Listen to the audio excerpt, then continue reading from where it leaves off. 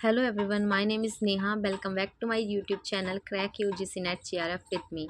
This is part 7 of our UGC Net paper 1 series और मैं अपने चैनल पे UGC Net पेपर 1 और पेपर 2 पॉलिटिकल साइंस की फुल प्रेपरेशन हिंदी और इंग्लिश दोनों मीडियम में बिल्कुल फ्री ऑफ कॉस्ट प्रोवाइड करवा रही हूँ. If you are preparing for UGC you can subscribe my channel.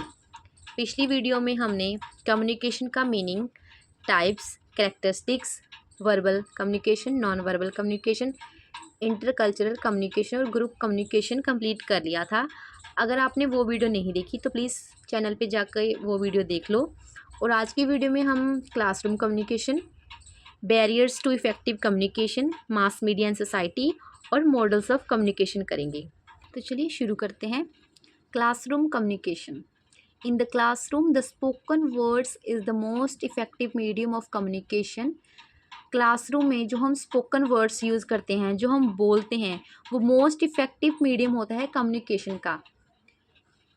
Teacher की बात स्टूडेंट तक पहुंचाने का और स्टूडेंट की बात टीचर तक पहुंचाने का और स्टूडेंट्स की बात आपस में स्टूडेंट्स तक पहुंचाने का, जिसमें कि डायरेक्ट फीडबैक होता है फ्रॉम द स्टूडेंट्स. मतलब जब हम क्लासरूम कम्युनिकेशन की बात करें, उसमें जो है एक टीचर है वो कम्युनिकेट करता है और उसको डायरेक्ट फीडबैक मिलता है स्टूडेंट से जो भी वो पढ़ाता है, क्योंकि स्टूडेंट एक्टिवली पार्टिसिपेट करते हैं, एक्टिवली सुनते हैं, इसलिए डायरेक्ट फीडबैक देते हैं. इफ़ेक्टिव क्लासरूम कम्युनिकेशन कौन कौन से है? इसमें लिसनिंग होती है, सिंपलिसिटी होती है, प्रॉपर अमाउंट ऑफ रेडंडेंसी होती है, एम्पैथी होती है और कंसिस्टेंसी ऑफ एक्शंस होती है. लिसनिंग में क्या होता है? लिसनिंग जो है to improve your ability as classroom communicator. मतलब जो हम लिसनिंग किस चीज़ के लिए ज़रूरी है कि हम अच्छे से सुन सकें, अच्छे से समझ सकें कि कोई स्टूडेंट है वो किस बात को कैसे अंडरस्टैंड कर रहा है या कौन सी चीज़ उसको समझ नहीं आ रही. ये हमें तभी पता चलेगा जब हम अच्छे से स्टूडेंट को केयरफुली, एक्टिवली सुनेंगे स्टूडेंट की बात को. ठीक है, तो लिसनिंग इम्पॉर्टेंट है. उसके बाद है सिंपलिसिटी. सिंपलिसिटी में क्या आएगा कि हमें जो प्रेफर करना है कि वही वर्ड्स यूज़ करें जिनके मीनिंग्स जो है स्टूडेंट्स के लिए फेमिलियर हैं. हमें ऐसे फ्रेजेस, ऐसे वर्ड्स यूज़ नहीं करने जो स्टूडेंट को समझ में ही ना आए.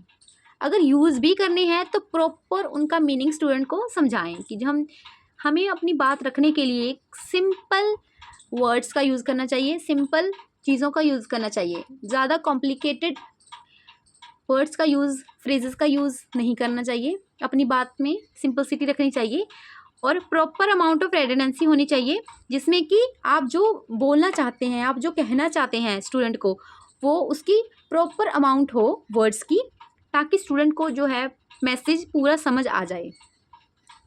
उसके बाद है एम्पैथी. एम्पैथी का वैसे मीनिंग है हमदर्दी, पर एम्पैथी इन टीचिंग्स क्या है कि एक टीचर है वो स्टूडेंट के साथ गुड रिलेशनशिप बनाए, ताकि जो स्टूडेंट है उसको कम्युनिकेट करते टाइम टीचर से डिफ़िकल्टी ना हो. Teacher who enjoy a good relationship with their students have much less difficulty in communication with them. उसके बाद है कंसिस्टेंसी ऑफ एक्शंस. एक्शंस में कंसिस्टेंसी होनी चाहिए. नेक्स्ट है classroom communication process. According to Cole and Chen, a typically process of classroom communication includes following 5 distinct stages. ये जो communication process है क्लासरूम का, ये किसने दिया है? कोल एंड चेन ने. It's also called Cole and Chen model. तो इसमें जो 5 स्टेजेस हैं, फर्स्ट है फॉर्मुलेशन ऑफ मैसेज. मतलब ये कम्युनिकेशन की 5 स्टेजेस हैं जिसमें हम जो है क्लासरूम में कैसे कम्युनिकेट करते हैं. सबसे पहले ही है फॉर्मुलेशन ऑफ मैसेज, उसके बाद मैसेज एनकोडिंग, फिर मैसेज ट्रांसमिशन, फिर मैसेज डिकोडिंग एंड इंटरप्रिटेशन, और लास्ट में है फीडबैक एंड इवैल्यूएशन. ये 5 जो है स्टेजेस हैं. सबसे पहले है फॉर्मुलेशन ऑफ मैसेज, जिसमें क्या होता है कि मतलब हम जब कम्युनिकेशन स्टार्ट करते हैं तो एक आइडिया और मैसेज से हम कम्युनिकेशन स्टार्ट करते हैं, और हमारा जो टारगेट होता है वो होता है कि जो हमारी ऑडियंस है वो उनको एक जो मैसेज हम पहुंचाना चाहते हैं ठीक है, वो उनको एक जो पॉजिटिव रिस्पॉन्स है हम उनको देना चाहते हैं वो उन तक पहुंच सके। ठीक है, तो फॉर्मुलेशन ऑफ मैसेज क्या है, हम एक आइडिया को, एक मैसेज को फॉर्मुलेट करेंगे जो हम दूसरे तक पहुंचाना चाहते हैं। उसके बाद है मैसेज एनकोडिंग। ये इंटरनल शेपिंग होती है, और मतलब शेपिंग और सॉर्टिंग होती है, जो हमें कि जो मैसेज है हम कैसे उसको ऑर्गेनाइज करेंगे। ठीक है, क्लैरिफिकेशन करते हैं हम आइडियाज़ को, तो फिर और प्रॉपर अमाउंट्स में हम उसको ऑर्गेनाइज करके मैसेज फॉर्मुलेट करते हैं। Its purpose to create a clear and meaningful message. ठीक है, एनकोडिंग का मतलब क्या है कि एक क्लियर और मीनिंगफुल मैसेज को क्रिएट करना, ऑर्गेनाइज करना, फॉर्मुलेट करना, तो ये क्या है, मैसेज एनकोडिंग। उसके बाद है मैसेज ट्रांसमिशन। मैसेज ट्रांसमिशन क्या है, जिसमें हम जो है एक एप्रोप्रिएट चैनल या मोड वो सिलेक्ट करते हैं जिसके द्वारा हम अपना मैसेज दूसरे तक पहुंचाते हैं। The sender select an appropriate channel और mode of presentation. A channel is a vehicle और मीन्स थ्रू विच मैसेज और stimulus is carried from the communicator to the receiver. मतलब कि जो चैनल है वो एक व्हीकल का काम करता है, या जो हमारे मैसेज या स्टिमुलस को कम्युनिकेटर से रिसीवर की तरफ लेके जाता है, मैसेज को रिसीवर तक लेके जाता है, वो काम मैसेज ट्रांसमिशन के द्वारा होता है। मतलब इसमें हम एक मीडिया का यूज़ करते हैं, एक मेथड का यूज़ करते हैं जिसके द्वारा हमारा मैसेज जो है रिसीवर तक पहुंचता है।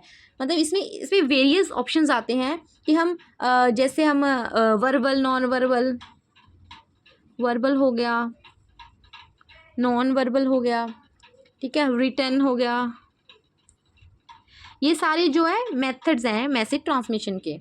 ठीक है, स्पोकन।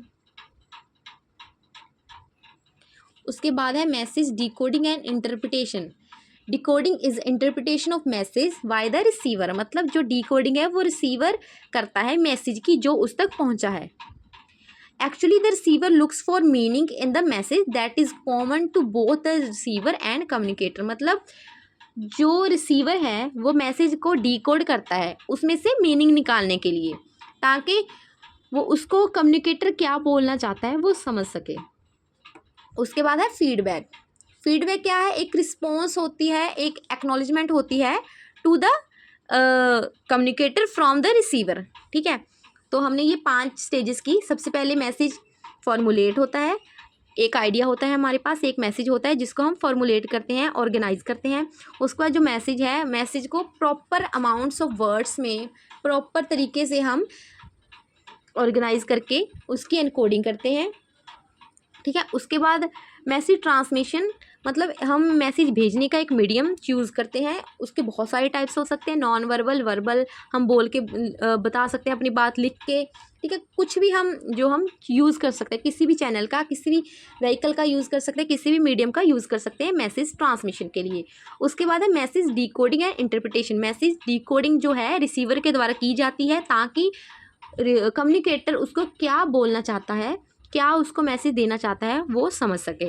लास्ट में फीडबैक एंड इवैल्यूएशन होता है कि रिसीवर को क्या समझ में आया और रिसीवर दोबारा से कम्युनिकेटर को क्या फीडबैक देना चाहता है, लास्ट में फीडबैक होगा।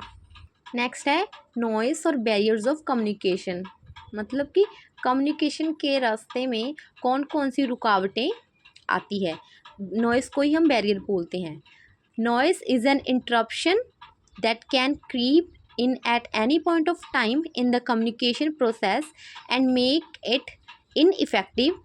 Environment is one major cause that interference with message reception like loudspeakers, faulty transmission etc. मतलब जो नॉइस है ये एक इंटरप्शन होती है जो कि हमारे कम्युनिकेशन को इफ़ेक्ट करती है, हमारी कम्युनिकेशन प्रोसेस को इनइफेक्टिव करती है। ठीक है, इसका इन्वायरमेंट जो है मेजर कॉज है नॉइस का। आगे है types of noise. Types of noise में सबसे पहली है फिजियोलॉजिकल नॉइस। फिजियोलॉजिकल नॉइस में, फिजियोलॉजिकल बैरियर में कौन कौन से जो बैरियर आएंगे, it is the distraction caused by hunger, fatigue, headache, medication. मतलब जब हम अपनी बात अच्छे से नहीं बोल सकते क्योंकि हमारा ध्यान भूख में होता है कि हमें भूख लगी हुई है, ठीक है, हम थके हुए होते हैं, हमारा हेडेक हो रहा होता है, मेडिकेशन, ये सारे जो है रीजंस है, फिजियोलॉजिकल नॉइसेस हैं हमारे जो कम्युनिकेशन को इफ़ेक्ट करते हैं। ये फिजियोलॉजिकल बैरियर्स हैं जो हमारे कम्युनिकेशन को इफ़ेक्ट करते हैं। उसके बाद है फिजिकल नॉइज़। फिजिकल बैरियर्स कौन से हैं? It is the most direct form of interference in our physical environment, for example traffic horns and poor lightning, ये भी जो है हमारे कम्युनिकेशन को इफ़ेक्ट करते हैं। उसके बाद है psychological noise. It refers to the qualities in us that affect how we communicate and interpret others. ये साइकोलॉजिकल नॉइस होती है, हमारे खुद के अंदर होती है कि हम कैसे, मतलब हमारे अंदर क्वालिटी है दूसरों से कम्युनिकेट करने की या नहीं, क्या हम दूसरों को अफेक्ट कर सकते हैं अपनी बात से, क्या हम दूसरों को अपनी बात पहुंचा सकते हैं। ये सारे क्या है, हमारी साइकोलॉजिकल बैरियर्स हैं किस चीज़ की, कम्युनिकेशन की। उसके बाद आ गई semantic noise. It occurs when words themselves are not mutually understood. Authors sometimes create semantic noise by using jargons and avoidable technical language. मतलब जब हम ग्रामेटिकली या टेक्निकली ऐसी लैंग्वेज का यूज़ कर लेते हैं जो म्यूचुअली अंडरस्टूड नहीं होती, ठीक है, मतलब म्यूचुअली हम अंडरस्टैंड नहीं कर सकते, उसका मीनिंग बहुत डिफ़िकल्ट होता है। जब हम ऐसे अपनी कम्युनिकेशन में ऐसे वर्ड का यूज़ कर लेते हैं जिसका मीनिंग दूसरे को समझ में नहीं आता, तो सिमेंटिक नॉइस जो है क्रिएट होती है। तो ये सिमेंटिक बैरियर क्रिएट होता है कम्युनिकेशन के प्रोसेस में। तो अपने कौन कौन सी जो है कम्युनिकेशन बैरियर पढ़े? फिजिकल, साइकोलॉजिकल, फिजियोलॉजिकल और सिमेंटिक। नेक्स्ट है principle of effective classroom communication. Classroom जो कम्युनिकेशन को इफ़ेक्ट करने वाले कौन कौन से प्रिंसिपल्स हैं? ये 5 मेजर फैक्टर्स हैं जो इफ़ेक्ट करते हैं, जिनके ऊपर जो हमारा कम्युनिकेशन है डिपेंड करता है। सबसे पहला है टीचर, फिर स्टूडेंट, फिर मैसेज, फिर इंस्ट्रक्शनल मेथड एंड मीडिया, उसके बाद लर्निंग एनवायरनमेंट। तो हम पढ़ेंगे। सबसे पहले आगे प्रिंसिपल फॉर टीचर। टीचर के क्या प्रिंसिपल्स हैं कम्युनिकेशन से रिलेटेड, कि वो क्लासरूम में कैसा टीचर होना चाहिए, कैसा उसको बिहेव करना चाहिए। Develop a realistic self concept and perception about surroundings. This requires analysis of one's strength and weaknesses, acceptance of the reality and efforts to realize one's potential. उसके बाद develop proficiency in the subject matter, desire to acquire knowledge is a must for the teacher, understand the learners, develop effective communication skills, knowledge about pedagogy and andragogy, adopt flexible approach, this helps in modifying instructions as per the needs of the students। मतलब एक teacher को self concept उसका clear होना चाहिए, उसको realistic होना चाहिए। मतलब एक टीचर को रियलिस्टिक सेल्फ कॉन्सेप्ट जो है डेवलप करना चाहिए, उसको अपनी स्ट्रेंथ्स को, अपनी वीकनेसेस को एनालाइज करना चाहिए, उसको रियलिटी को एक्सेप्ट करना आना चाहिए और अपने एफर्ट्स को, अपने पोटेंशियल को वो रियलाइज़ करें। और उसको जो सब्जेक्ट मैटर है उसकी नॉलेज होनी चाहिए, क्योंकि जब उसको नॉलेज होगी तभी वो अच्छे से पढ़ाएगा। अगर वो अच्छे से पढ़ा रहा होगा तभी बच्चे उसको ध्यान से सुनेंगे। अंडरस्टैंड द लर्नर्स, उसको अपने स्टूडेंट्स को समझना आना चाहिए कि उसके स्टूडेंट्स को उनकी प्रायर नॉलेज क्या है, उनको कितना समझ आ रहा है, उनको कितनी नॉलेज है, क्या उसने जो चीज़ समझाई उनको समझ आई, अगर नहीं आई तो क्यों नहीं आई, ये सारी चीज़ें एक टीचर को पता होनी चाहिए।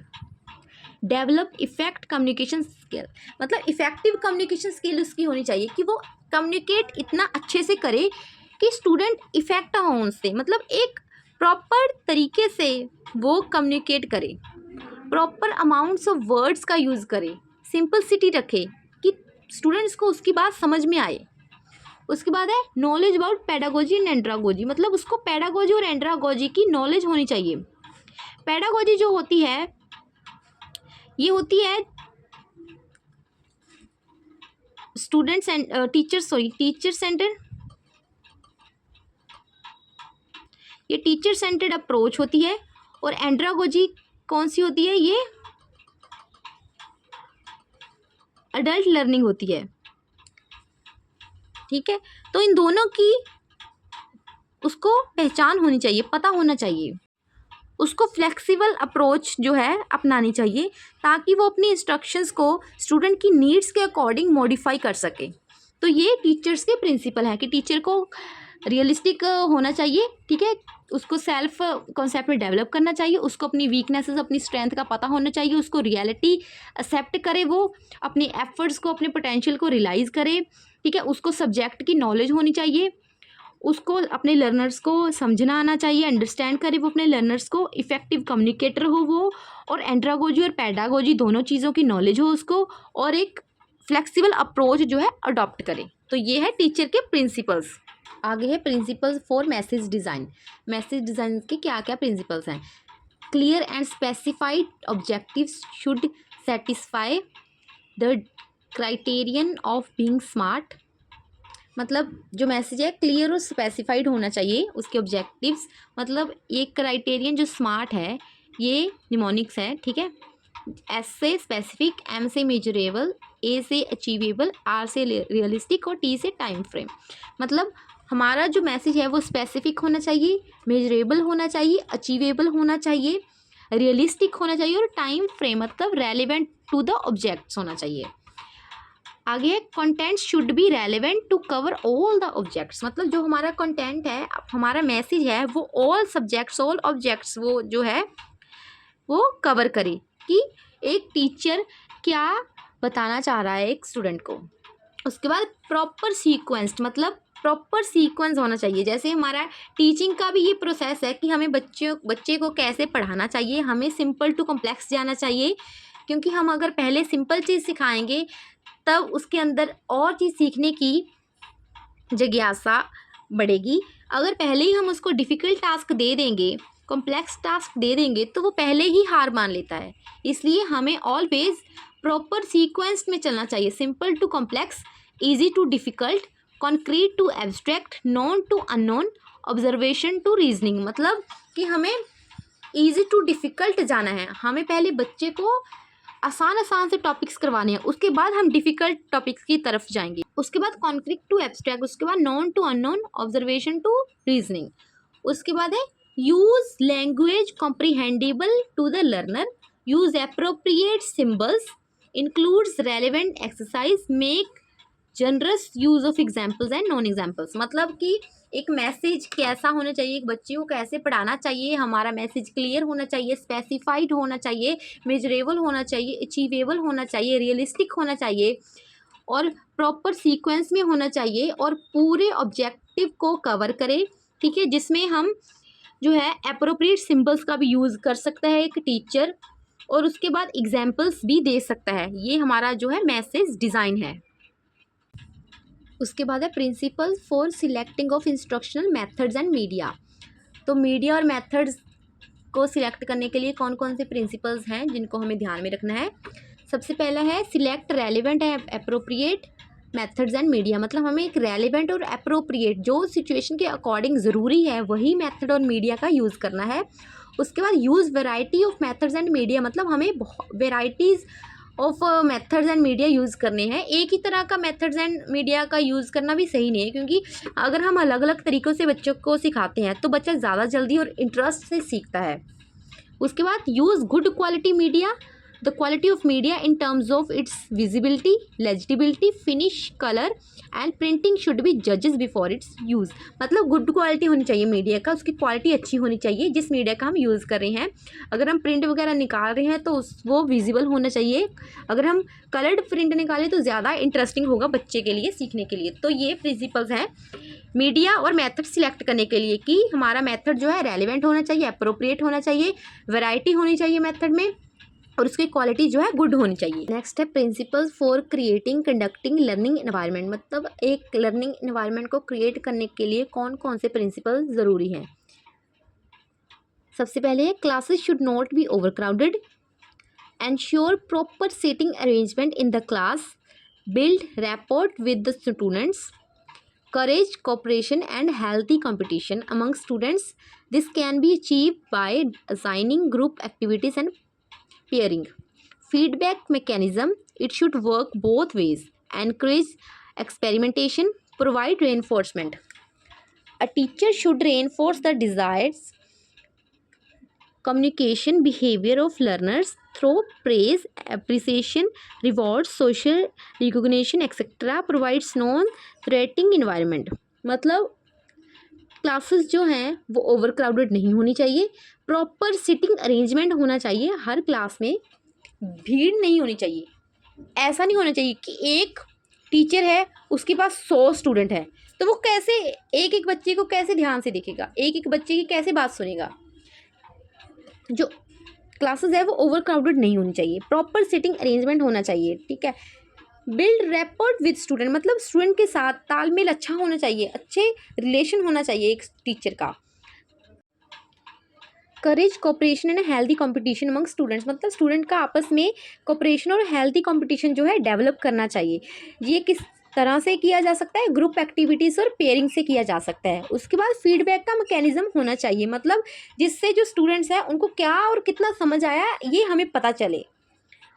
उसके बाद जो है कि जो टीचर है उसको जो है कम्युनिकेशन को अच्छा करने के लिए या स्टूडेंट की परफॉर्मेंस को अच्छा करने के लिए मतलब रेनफोर्समेंट करना चाहिए, बहुत सारी तरीक़ों का यूज़ करना चाहिए। जैसे स्टूडेंट्स की प्रेज़ करनी चाहिए, उनको अप्रिसिएशन देना चाहिए, उनको रिवॉर्ड्स देने चाहिए, जिससे कि उनके अंदर और सीखने की इच्छा और सीखने की डिज़ायर और कम्युनिकेट करने की डिज़ायर पैदा हो। उसके बाद प्रोवाइड नॉन थ्रेटिंग इन्वायरमेंट, मतलब ऐसा इन्वायरमेंट नहीं होना चाहिए जिसके अंदर बच्चे को मतलब मारा पीटा जा सके, ठीक है। ऐसा इन्वायरमेंट नहीं होना चाहिए कि बच्चे को आप पीट रहे हो, आप मार रहे हो, तो बच्चा तो पढ़ेगा ही नहीं, बच्चा क्लास में ही नहीं आएगा। बच्चे को बिल्कुल फ्रेंडली नेचर से उसकी प्रॉब्लम का सल्यूशन करना चाहिए ताकि बच्चा जो है अच्छे से सीख सके। तो ये हमारे जो है प्रिंसिपल्स हैं एक लर्निंग एनवायरनमेंट क्रिएट करने के लिए। नेक्स्ट टॉपिक है पैराफ्रेजिंग। पैराफ्रेजिंग क्या है? Is a skill that is absolutely necessary for good listening, मतलब ये एक स्किल है किस चीज़ के लिए? गुड लिसनिंग की, कि हम कितना अच्छे से और ध्यान से सुन सकते हैं।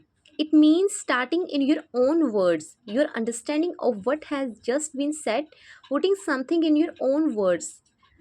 मतलब ये ऐसी चीज़ है कि हमें कोई चीज़ अगर टीचर ने करवाई है तो हम उस चीज़ को अपनी वर्डिंग्स में कैसे एक टीचर को बता सकते हैं कि हमने ये सीखा है, ठीक है।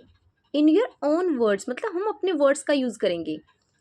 It gives the speaker the opportunity to find out what message he she is getting cross to you, मतलब ये स्पीकर होता है ना जो, उसको अपॉर्चुनिटी मिल जाती है ये जानने के लिए कि जो उसने आपको मैसेज दिया है क्या आपने वो चीज़ समझी है या नहीं, और समझी है तो कितनी समझी है। He she can then make any correction needed. It helps to remember what was said frequently, मतलब क्या बोला गया है, ठीक है। अगर कोई करेक्शन नीडेड है तो वो कर सकते हैं, मतलब अपने हिसाब से। अगर फॉर एग्जांपल अगर हमें क्लास में कोई टीचर कुछ कहानी सुना रहा है, ठीक है, उन्होंने हमें बोला कि आपको क्या समझा है, तो हम अपने हिसाब से सुनाएंगे ना, अपने वर्ड्स का यूज़ करेंगे। तो ये पैराफ्रेजिंग वही है कि स्टार्टिंग योर ओन वर्ड्स जो हमने सीखा है। उसके बाद 4 R's हैं पैराफ्रेजिंग की: रीवर्ड, रीअरेंज, रियलाइज और रीचेक।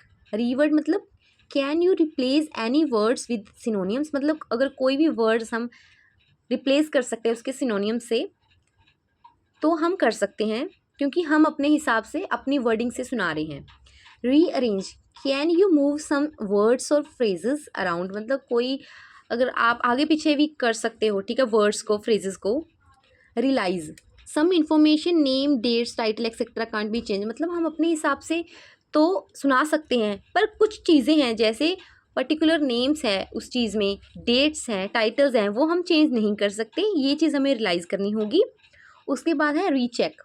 रीचेक क्यों करना है? Did you include the important information, does it make sense, मतलब आपने क्या वो पूरी इन्फॉर्मेशन इंक्लूड की है जो ज़रूरी है, क्या इसका कोई सेंस बन रहा है या नहीं।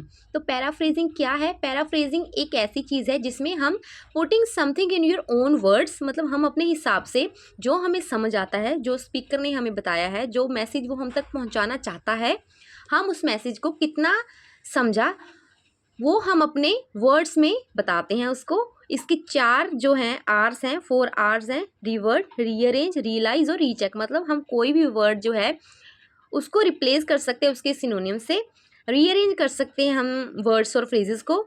हमें ये रियलाइज़ करनी होगी चीज़ की सम डेट्स, नेम, टाइटल्स ये चेंज नहीं हो सकते। और हमें रीचेक करना होगा कि क्या जो स्पीकर ने, जो टीचर ने हमें चीज़ बताई, क्या वो पूरी इम्पोर्टेंट इन्फॉर्मेशन जो ज़रूरी है क्या हमने वो इंक्लूड की, क्या इसका कोई सेंस बन रहा है। तो ये है पैराफ्रेजिंग। नेक्स्ट बहुत इंपॉर्टेंट टॉपिक है सिंक्रोनस मीडिया और एसिंक्रोनस मीडिया। सबसे पहले हम पढ़ेंगे सिंक्रोनस मीडिया कौन सा है। A communication medium that requires that both parties are present at the same time in the same space. Communication happens in real time, possibly more engaging and effective, allows for instant feedback. मतलब synchronous media कौन सा है जो real time में होता है, ये मोर engaging और इफ़ेक्टिव है क्योंकि इसमें तुरंत फीडबैक मिलता है, इंस्टेंट फीडबैक मिलता है, इसलिए ये मोर इफ़ेक्टिव और इंगेजिंग है। इंगेजिंग मतलब कि हम ज़्यादा अपना सहयोग देते हैं उसमें। ये फेस टू फेस और सेम टाइम में होता है कि सिंक्रोनस मीडिया तब होता है जब 2 पार्टीज प्रेजेंट होती है एक ही टाइम पे। इसकी एग्जांपल्स क्या हैं, फेस टू फेस और टेलीफोन। मतलब अगर हम किसी से फेस टू फेस बात कर रहे हैं या टेलीफोन के थ्रू बात कर रहे हैं तो ये किस चीज़ में आएगा, ये सिंक्रोनस मीडिया में आएगा। उसके बाद है asynchronous media, media that does not require the audience to assemble at a given time, student learn at different times, communication is not live, possibly more convenient and flexible, allow student to work at their own pace। मतलब asynchronous media है कि student different time में सीख सकते हैं क्योंकि दोनों teachers और स्टूडेंट्स को या दोनों पार्टीज़ को कम्युनिकेट करने के लिए एक ही टाइम पे एक ही जगह पे अवेलेबल नहीं होना पड़ता। ये कन्वीनियंस और फ्लेक्सिबल मीडिया है क्योंकि ये स्टूडेंट्स को अलाउ करता है कि वो अपने अकॉर्डिंग काम कर सकते हैं। Student to work at their own pace. ठीक है, तो इसकी एग्जांपल्स क्या है, ईमेल और स्क्रीन कास्ट। मतलब हम ईमेल में लाइव, ऐसा थोड़ी ना हो सकता कि हमने ईमेल भेजी साथ के साथ वो ईमेल भेज रहा है। लाइव ईमेल जब हम भेजते हैं तो हम सेंड कर देते हैं बस एक टाइम पे एक बार, ठीक है। उसके बाद फिर दोबारा से ईमेल का रिप्लाई आता है। अगर हम व्हाट्सएप पे एक चैट कर रहे हैं, फॉर एग्जांपल व्हाट्सएप पे चैट कर रहे हैं तो साथ के साथ मैसेज का रिप्लाई आता है, वो कौन सी चीज़ है, वो सिंक्रोनस मीडिया है। लेकिन अगर हम ईमेल सेंड कर रहे हैं तो वो किस चीज़ में आएगी, वो एसिंक्रोनस मीडिया में आएगा। तो सिंक्रोनस मीडिया क्या है, सिंक्रोनस मीडिया है रियल टाइम में जो होता है 2 पार्टीज़ को एक ही टाइम पे प्रेजेंट होना पड़ता है क्योंकि ये मोस्ट इंगेजिंग और इफ़ेक्टिव मीडिया है जिसमें इंस्टेंट फीडबैक होता है। और एसिंक्रोनस मीडिया है जिसमें दोनों पार्टीज़ को एक टाइम पे असेंबल होने की ज़रूरत नहीं पड़ती। ठीक है, स्टूडेंट जो है वो सीख सकते हैं डिफरेंट टाइम में। ये कम्युनिकेशन लाइव नहीं होता है, ये फ्लेक्सिबल होता है। ठीक है, क्योंकि 2 पार्टीज़ का एक टाइम पे प्रेजेंट होना ज़रूरी नहीं होता। इसकी एग्जांपल्स क्या हैं, ईमेल और स्क्रीन कास्ट।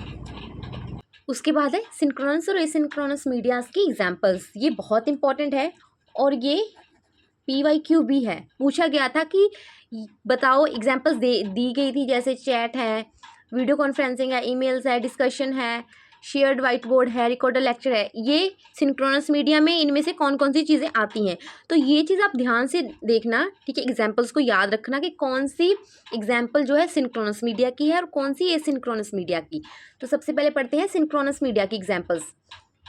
एग्जांपल है चैट, मतलब जो हम व्हाट्सएप पे चैट करते हैं, मैंने आपको पहले ही बता दिया है, वो सिंक्रोनस मीडिया में आएगा क्योंकि उसमें इंस्टेंट मैसेज होते हैं। ठीक है, जो हम इंस्टेंट मैसेजिंग करते हैं वो सिंक्रोनस मीडिया में आएगा। वीडियो और ऑडियो कॉन्फ्रेंसिंग क्योंकि वो लाइव ही होती है, वीडियो और ऑडियो कॉन्फ्रेंसिंग जो होती है। उसके बाद live webcasting, shared white board और फेस टू फेस। ये सारी एग्जांपल्स किसकी हैं, सिंक्रोनस मीडिया की। उसके बाद एसिंक्रोनस मीडिया की एग्जांपल्स क्या हैं, ईमेल, डिस्कशन फोरम, ब्लॉग्स जिसमें हम कमेंट्स वगैरह करते हैं क्योंकि वहाँ पे हम कमेंट टाइप करके छोड़ देते हैं, ठीक है, सेंड करके, उसके बाद उस कमेंट का रिप्लाई आता है। उसके बाद रिकॉर्डेड लेक्चर जो भी हम देखते हैं वो एसिंक्रोनस मीडिया में आता है। आज की वीडियो में इतना ही। आज हमने classroom communication, principle of effective classroom communication, principle for teacher, principle for student, principle for message design, instructional methods and media, learning environment, paraphrasing, synchronous और एसिंक्रोनस मीडिया पढ़ा। अगर आपको वीडियो अच्छी लगी हो तो प्लीज़ वीडियो को लाइक करो और चैनल को सब्सक्राइब करो for more videos. Thank you so much for watching.